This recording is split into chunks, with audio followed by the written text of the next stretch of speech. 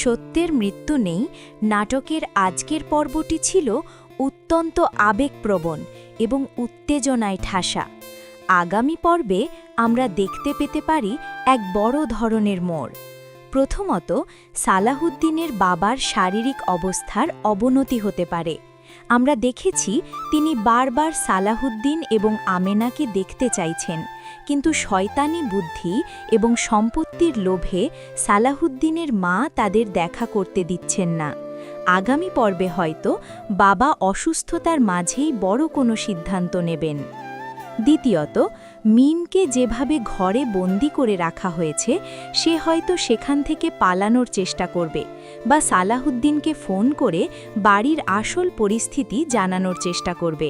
সালাহুদ্দিন যখন জানতে পারবে যে তাকে এতদিন মিথ্যা বলা হয়েছে, তখন মায়ের সাথে তার বড় ধরনের সংঘাত হওয়ার সম্ভাবনা রয়েছে।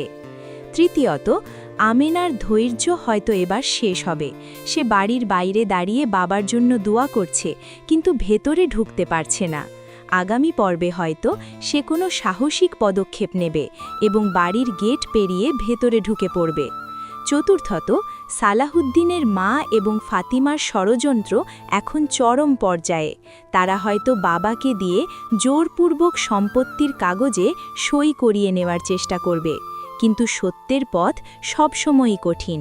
এই ষড়যন্ত্র কি সফল হবে, নাকি সালাহুদ্দিন সঠিক সময়ে এসে সব রুখে দেবে?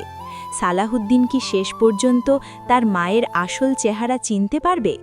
জানতে হলে চোখ রাখুন সত্যের মৃত্যু নেই এর আগামী পর্বে। ভিডিওটি ভালো লাগলে লাইক দিন, কমেন্ট করুন এবং সাবস্ক্রাইব করে বেল আইকনটি বাজিয়ে রাখুন, কারণ আমরা সব সময় নাটক করে আপডেটগুলো দেখি। আল্লাহ হাফেজ।